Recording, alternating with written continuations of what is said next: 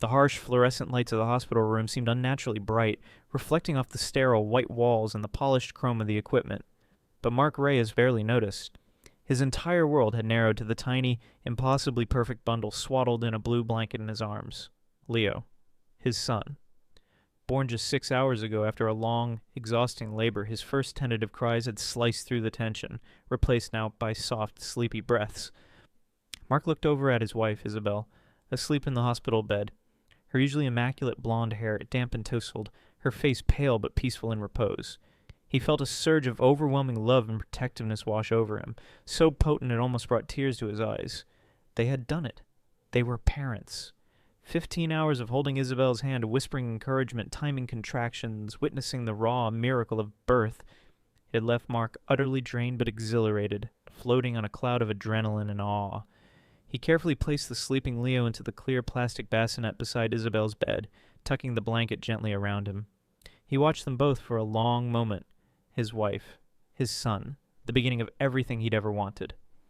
Then finally succumbing to the bone-deep exhaustion of the past 24 hours, Mark sank into the uncomfortable visitor's chair pulled close to the bed and drifted into a heavy, dreamless sleep.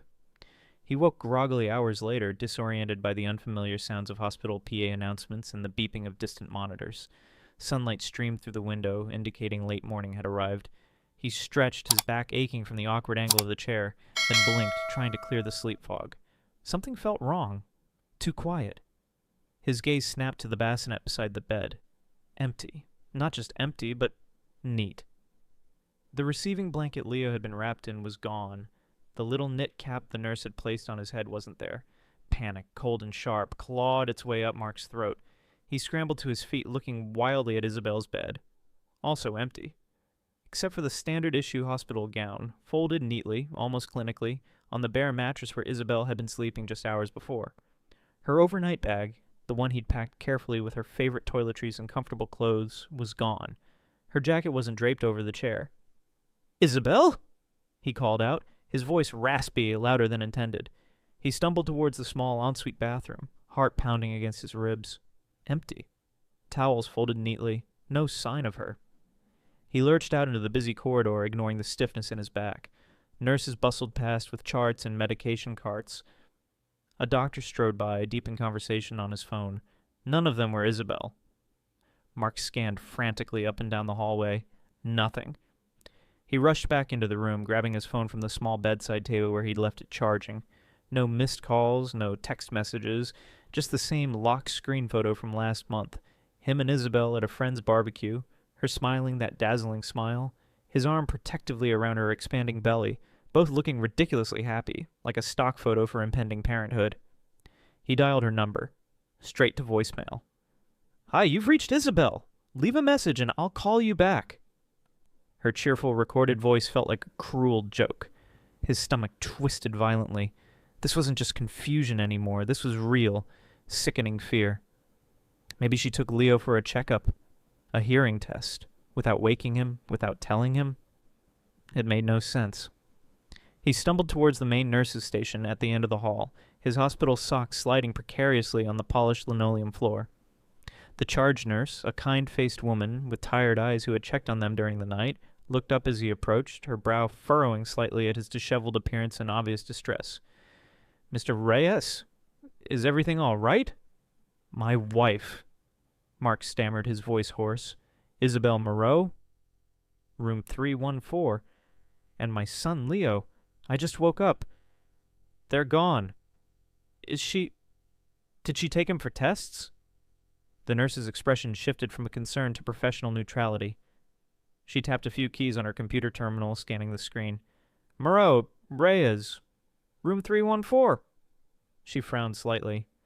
According to the discharge log, sir, Ms. Moreau checked herself in the infant out several hours ago, around 6:15 a.m.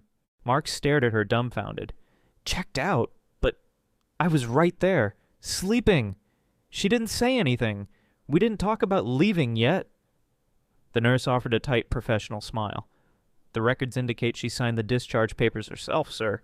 Against medical advice, technically, as we usually prefer a longer observation period for both mother and baby, but she insisted she felt fine and was ready to go home. She met all discharge criteria otherwise. Baby Leo's vitals were stable. Home? Mark echoed, the word feeling foreign. She just left? Took the baby home without me? The betrayal, cold and sharp, began to pierce through the fog of confusion and fear. That's what the record indicates, sir, the nurse replied, her tone implying there was nothing more she could do or say. No, Mark drove home in a daze, navigating the familiar Denver streets blindly. He kept glancing in the rearview mirror at the empty, professionally installed car seat in the back, the one they'd spent weeks researching, finally choosing the safest model, arguing playfully over whether gray or navy blue is more practical. The house felt eerily quiet as he let himself in, the silence pressing in on him. He called her name again, louder this time, his voice echoing unanswered through the rooms they had prepared so hopefully for their son's arrival. He rushed straight to the nursery, untouched, the crib mattress bare, the mobile with friendly jungle animals hanging still and silent. The carefully folded baby clothes remained in the drawers. The little stuffed grizzly bear he'd bought on impulse sat on the changing table shelf, its button eyes staring blankly back at him. No note on the pillow, no message scrawled on the mirror, nothing. He searched every room, every closet, even the garage, a desperate, irrational hope warring with the crushing weight settling in his chest. Maybe she was hiding? Maybe this was some bizarre, cruel postpartum prank. But the neatness, the absence of her overnight bag from the hospital, the folded gown, it all spoke of deliberation, of a planned departure. She was gone. Isabel had taken their newborn son and vanished without a trace, without a word, without explanation, leaving him alone in the deafening silence of their suddenly empty life. He finally called the police that afternoon, his voice hoarse as he tried to explain the inexplicable, to the skeptical officer who arrived to take the report. My wife? She left the hospital, took our baby. Phone's off. No one's seen her. The officer, polite but professionally detached, scribbled notes. Sir, are there any custody issues? Any recent arguments? Mark shook his head numbly. No, everything was fine. We were excited about the baby. The officer sighed lightly. Sometimes, Mr. Reyes, new mothers become overwhelmed. Postpartum depression, anxiety. It can manifest in unexpected ways. She likely just needs some space, maybe went to a relative's? Mark explained Isabel had no close relatives nearby. The officer promised to file a missing person report for both Isabel and baby Leo, but warned him gently that since Isabel was an adult and Leo was her child, unless there was evidence of immediate danger, their ability to intervene was limited. Legally, sir, the officer concluded, his words hitting Mark like stones. She hasn't done anything wrong by leaving. Legally. The word mocked him. His wife and newborn son were missing, vanished into thin air, and legally, there was nothing he could immediately do. The days bled into weeks. Mark took an emergency leave from his construction and management job. He sat in the silent house, the untouched nursery a constant, agonizing reminder. He called Isabel's number dozens of times a day, always voicemail. He contacted the few mutual friends they had, Isabel's former colleagues from the PR firm she'd recently left. No one had heard from her. Everyone expressed shock and confusion. He drove aimlessly around Denver, checking parks, coffee shops, anywhere she might have gone, chasing ghosts. His friend Chloe Jones, a sharp paralegal who lived nearby, became his lifeline, showing up with groceries he didn't eat, forcing him to talk when he only wanted silence, researching missing persons protocols online, offering practical support that kept him from completely falling apart. Then nearly 3 weeks after Isabel and Leo disappeared, the crisp white envelope arrived. Law firm letterhead he didn't recognize. Croft and Associates, attorneys at law. His hands trembled as he tore it open at the kitchen table. The cold, formal language leaped off the page, rearranging the landscape of his grief into something far uglier. Re-custody and support of Leo Reyes. Dear Mr. Reyes, please be advised that this firm represents Ms. Isabel Moreau. Due to circumstances necessitating her departure for her and the child's safety and well-being, precipitated by Mr. Reyes' recent instability, Ms. Moreau is seeking immediate sole legal and physical custody. Request for immediate temporary child support in the amount of $4,000 per month, retroactive to the date of birth. Failure to comply will result in immediate court action. Mark read it 3 times, the words blurring. Safety, instability, and the amount, $4,000 a month. It was more than his mortgage payment. She had abandoned him, taken their son, vanished without a trace, And now, from some unknown location, she was accusing him and demanding money. The grief and confusion that had consumed him for weeks finally gave way, replaced by a surge of cold, diamond-hard rage.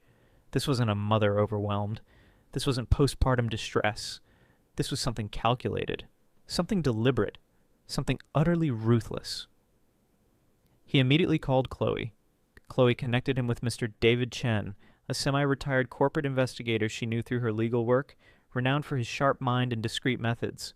They met the next afternoon at a quiet diner booth. Chen, an older gentleman with observant eyes, listened patiently as Mark, fueled by coffee and righteous anger, laid out the entire story.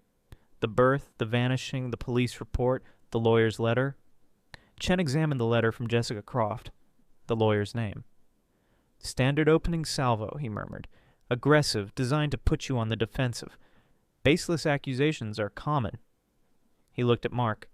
"First rule, do not engage directly with her lawyer. Do not agree to anything. Do not send 1 cent. He leaned forward slightly. "She declared war, Mr. Reyes, a legal one. Before we fire back, we need intelligence. You and Ms. Jones here." He nodded towards Chloe, who was taking notes. "Need to dig. Everything you can find about Isabel's activities in the weeks, even months before the birth. Bank statements, credit cards, emails, social media activity, phone records if you can access them legally. Look for anomalies. Look for unexplained expenses, trips, communications. Where did she go? Who was she talking to? Where did the money go?" Mark felt a flicker of hope amidst the anger. A plan. A direction. "We have access to the old joint accounts, some shared cloud storage," he said. "Start there," Chen advised. "Look for anything out of the ordinary, anything that contradicts the narrative her lawyer is spinning. Find the cracks in her story." He slid a card across the table. "Call me when you find something. Anything." That night, Mark and Chloe huddled over Mark's laptop in his silent living room. The untouched nursery door closed down the hall.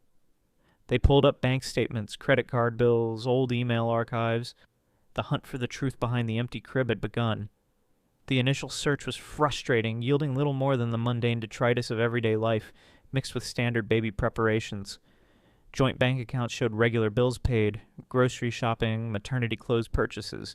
Shared cloud storage held baby name lists and nursery decoration ideas. Isabel's public social media projected the image of an excited, happy mother-to-be.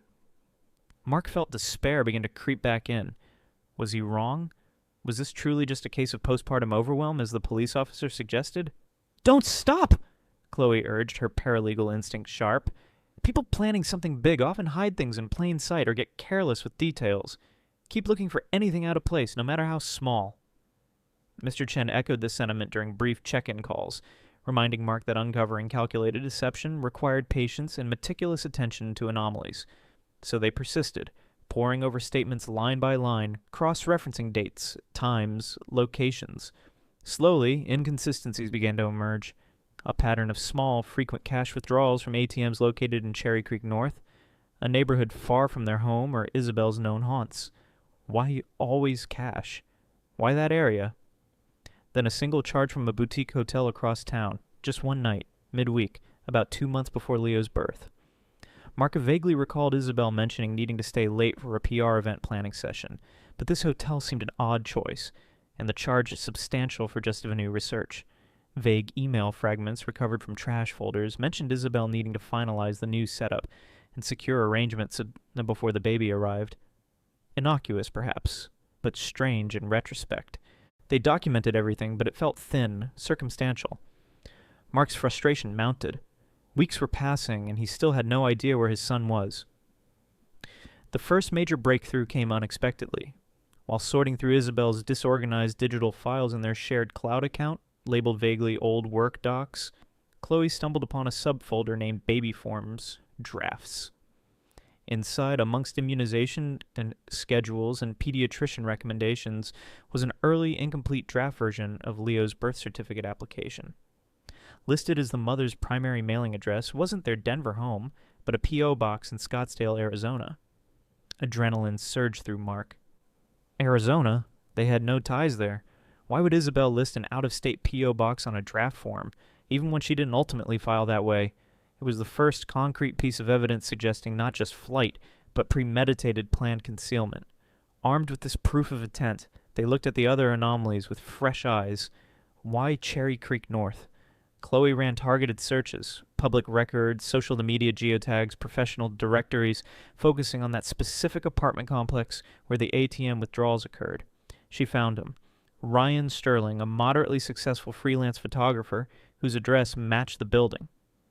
A quick reverse image search linked his online portfolio photos to the background scenery and several friends-only Instagram pictures Isabel had been tagged in months prior, pictures Mark had never seen. Cross-referencing dates, they realized Isabel's unexplained hotel stay coincided precisely with a weekend Ryan Sterling had posted about a staycation in Denver. The Venmo payments they'd previously skimmed past, labeled loan repay or art supplies, now looked damning when sent directly to Ryan Sterling's known handle. The picture snapped into focus, ugly and devastating. Isabel hadn't just left. She had likely been leading a double life for months, planning her exit, funding her affair with Ryan Sterling using their joint finances or money Mark provided for baby preparations, and intending to disappear, potentially to Arizona, obscuring their location via a P.O. box. With this much stronger evidence, planned flight risk, financial infidelity linked to a specific individual, Isabel's disappearance with a newborn, Mr. Chen advised immediately contacting Denver CPS with grave concerns for Leo's welfare. Mark made the call, his voice shaking as he relayed the information. CPS acted swiftly. Within 48 hours, an investigator confirmed they had located Leo. He was physically safe, but residing with Isabel's distant cousin, Linda, in Colorado Springs. Linda, terrified of legal trouble, fully cooperated. She stated Isabel had dropped Leo off weeks ago, claiming she needed a short postpartum break, and would return. Isabel had barely visited since, sent minimal funds, and Linda herself was becoming increasingly concerned and unable to reach Isabel reliably. The confirmation that Isabel had dumped their son with a relative while preparing to demand sole custody, and $4,000 a month from Mark solidified his resolve. Ms. Albright, Mark's newly retained lawyer, immediately filed a comprehensive response to Jessica Croft's initial petition, attaching the P.O. Box evidence, a summary of the financial transactions linked to Ryan Sterling, and the initial CPS report confirming Leo's situation with Linda. She filed a counter-petition demanding immediate temporary sole custody for Mark, based on Isabel's abandonment, neglect, and apparent deceit. Jessica Croft, faced with this barrage of evidence, likely realized her client's position was untenable. After a brief, unsuccessful attempt to negotiate a mutual resolution, which Albright flatly rejected, Croft formally proceeded with the custody case her client had initiated. The court scheduled an expedited hearing. Croft informed Isabel, compelling her appearance if she wanted any chance of maintaining her claims. The courtroom buzzed with low tension on the hearing day. Isabel arrived with Croft, attempting an air of wronged motherhood, but looking pale and strained. Mark sat with Ms. Albright, outwardly calm but inwardly a storm of anxiety and anticipation. Croft presented first, weaving a narrative of postpartum stress and perceived instability from Mark. Isabel testified tearfully, sticking to her script of needing to protect Leo. Then Ms. Albright began her cross-examination, calmly dissecting Isabel's timeline, questioning the P.O. box, presenting the hotel bills, the Venmo transfers to Ryan Sterling. Isabel faltered, contradicted herself, her composure cracking under the pressure. The decisive blow came with Ms. Peterson from CPS. She presented her official report detailing Leo's abandonment with cousin Linda, Isabel's lack of contact and support, and CPS's finding of neglect. She formally recommended placement with Mark. Judge Evans listened intently, his expression growing sterner with each revelation. He questioned Isabel directly about the financial discrepancies, the P.O. box, leaving her newborn. Her answers were evasive, incriminating. The ruling was swift. Citing overwhelming evidence of planned abandonment, financial deceit likely linked to infidelity, perjury, and confirmed child neglect, Judge Evans denied Isabel's petitions for custody and support entirely. He ordered a full psychological evaluation and financial investigation into Isabel before any future visitation could be considered, expressing grave concerns about her parental fitness. Crucially, he granted immediate temporary full legal and physical custody of Leo Reyes to Mark, pending the now formality of a CPS home study. A restraining order was issued. Later that day, Mark drove to Colorado Springs with Ms. Peterson. His heart hammered against his ribs as Linda opened the door, looking relieved but guilty. And there, in a borrowed bassinet, was Leo. Seeing his son after weeks of agonizing separation, Mark felt tears stream down his face as he reached down, lifting Leo into his arms. Leo stirred, blinked up at him with wide, curious eyes, then settled against his chest, tiny fingers curling around Mark's shirt. The connection was instantaneous, absolute. Mark held him close, murmuring his name, breathing him in, oblivious to everything else. He had his son back. Weeks later, Mark's Denver house is no longer silent. The nursery is filled with the sounds of a happy, thriving baby boy. Life as a single father is exhausting, challenging, but filled with a profound joy and purpose Mark never imagined. The divorce is finalized, permanent sole custody granted.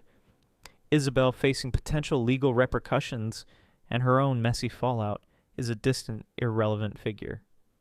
Mark looks down at Leo sleeping peacefully in his arms. The trauma of the betrayal is still present, but overshadowed now by the fierce, protective love for his son and the quiet strength he discovered within himself. The future is theirs to build together.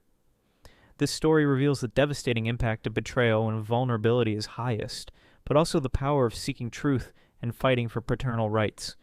It underscores that appearances can be deeply deceiving, and actions like abandonment and deceit inevitably have severe consequences. While navigating heartbreak and legal battles is arduous, gathering evidence, seeking professional guidance, and maintaining integrity can lead to justice and unexpected resilience. Ultimately, it's a testament to a father's love and the resilience required to rebuild a life centered on responsibility and genuine care, proving that even from profound loss, new beginnings and deep connections can emerge.